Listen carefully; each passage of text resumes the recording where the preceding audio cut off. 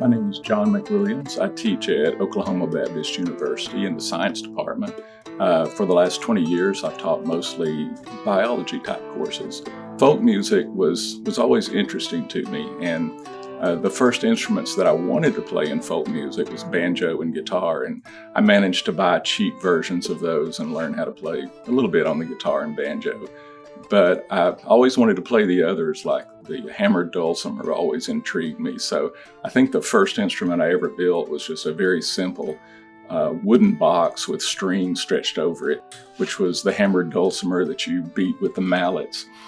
I have a workshop in my backyard. It's an 8x10 building that I've built, very crowded. It has to be very efficient. And when I finish it, I have to have a place to put it. So hence bringing all of my instruments to school and storing them in my office and other spaces where normally you wouldn't put instruments, but I have too many.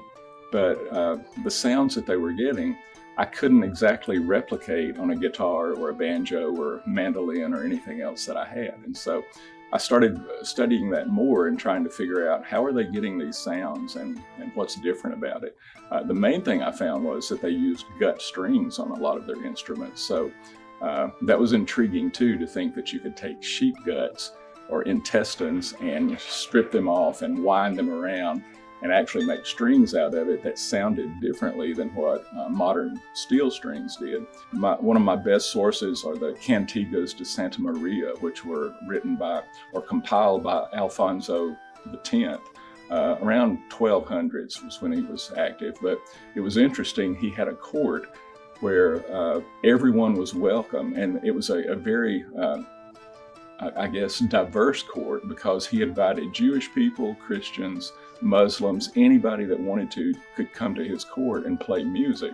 And they brought their instruments. And so for the first time in history, probably, we had this huge gathering, almost like the Woodstock of the medieval world, where people could gather from all different ideas with just myriads of instruments. For someone who hasn't experienced medieval music or is not really into that type of thing, I think what they would gain from listening to it is the fact that there are genres and sounds and tones that we aren't hearing in today's music. You're just missing out. So I guess it's like having to eat the same meal of spaghetti and lasagna and watermelon every single night, not knowing that there's chocolate and every other flavor out there that you could be enjoying.